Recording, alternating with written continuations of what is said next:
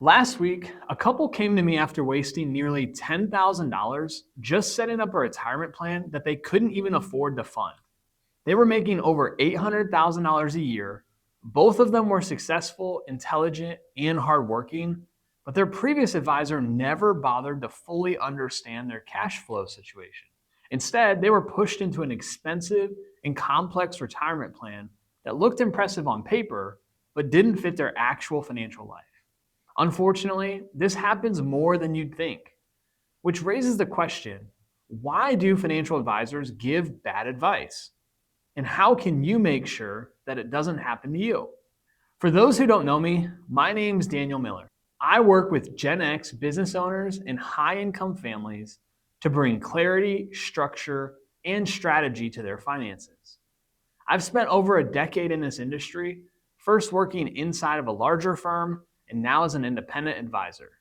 What I've learned is this: bad advice usually doesn't come from bad people, it comes from broken systems. This couple I mentioned earlier came in very frustrated, which makes sense. One is a successful business owner with a variable income, and the other is a corporate executive who is thinking about a career shift.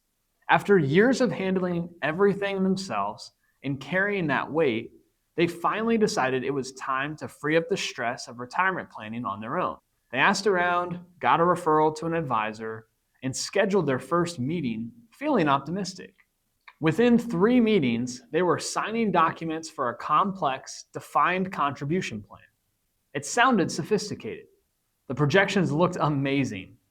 But here's what never happened. Not one time were they asked about their monthly cash flow. No one ever mapped out their actual spending patterns. No one discussed whether they even needed that type of plan given their situation. All that was focused on was minimizing their tax bill. But without the cash flow to do it, they weren't in a position to. Fast forward 6 months, and they realized they couldn't fund the plan without creating serious financial stress. They had already paid thousands in setup fees. They just felt frustrated, embarrassed, and worst of all, they lost trust in the entire financial planning profession.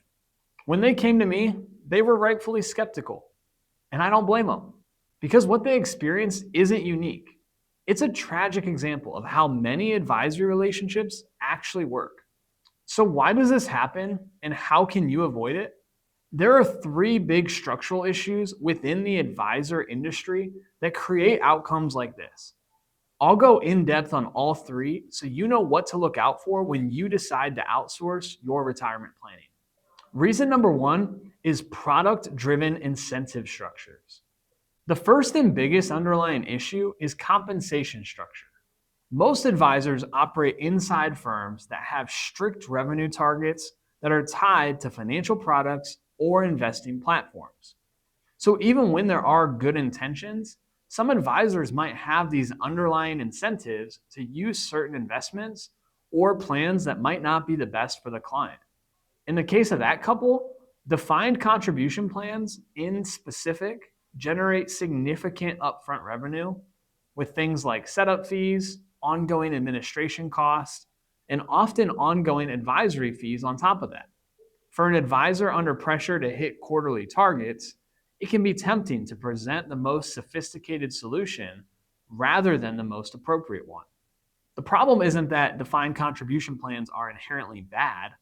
Rather, it's that the recommendation process started with, what can we sell, instead of, what does this couple actually need?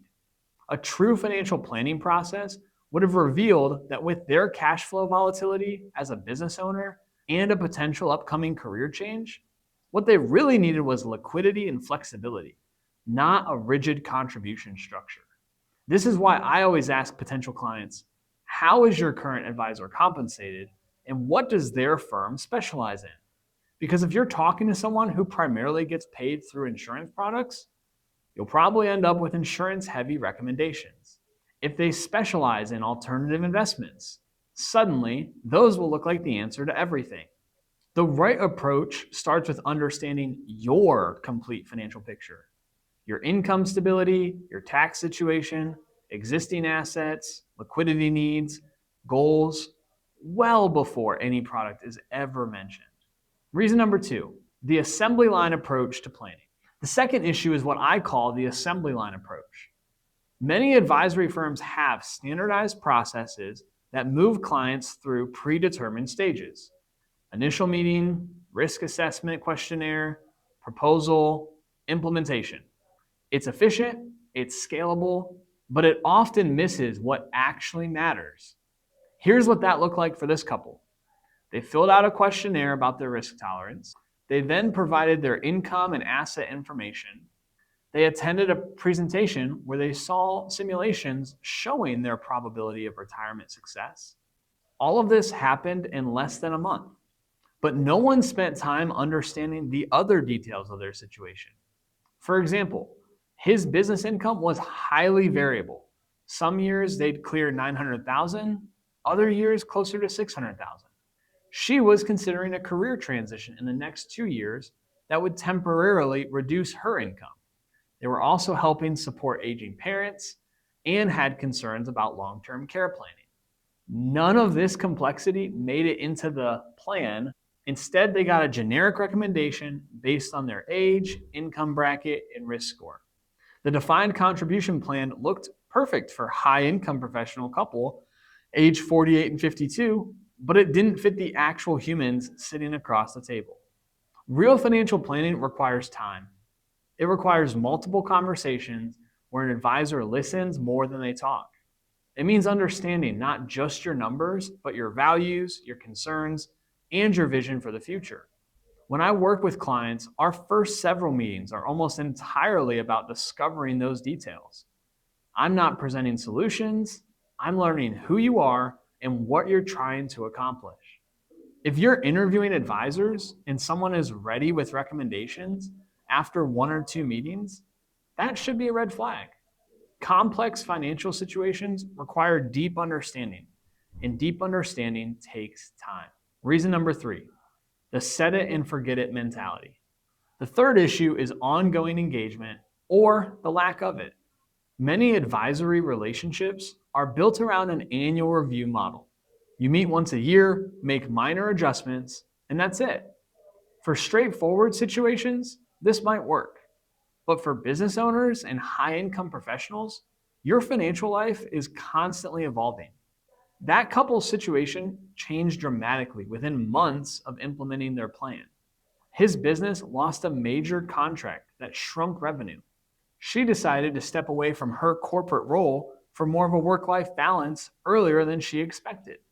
Both of these developments should have triggered a financial planning conversation, but their advisor was already on to the next new client. And by the time they realized the defined contribution plan wasn't working, they'd missed opportunities to adjust course. They could have redirected funds into more flexible investment accounts.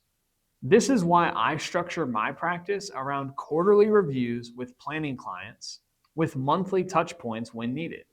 Not because I'm trying to sell something new every quarter, but because your financial plan needs to respond to your actual life as it's happening. Think about it this way. Would you only talk to your business partner once a year? Would you only check your business financials annually? Of course not. Your personal finances deserve that same level of attention and adjustment. The right advisor should be proactive, reaching out when tax laws change, when markets shift significantly, or when life events require immediate attention. If any of this resonates with you, whether you're working with an advisor and something feels off, or you're starting to look for help and want to avoid these pitfalls, I'd encourage you to reach out. Let's have a conversation about what comprehensive financial planning actually looks like. There's no pressure, no sales pitch, just a genuine discussion about whether we're the right fit to help you pursue your goals. You can find my contact information in the description below. Here's what I want you to take away from this. Good financial advice isn't about sophisticated products or impressive projections. It's about someone taking the time to truly understand your situation, providing recommendations aligned with your actual needs, and staying engaged as your life evolves. That couple I mentioned, they're new clients. We spent our first 3 months together just unwinding their previous situation and understanding what they actually needed. Today, They have a plan built around their real goals with the flexibility to adapt as life changes. And they finally have the trust and confidence they should have had from the beginning. If you found this helpful, please like and subscribe for more insights on financial planning done right. Connect with me on LinkedIn and check out the resources in the description. Thanks for watching. I'll see you on the next one.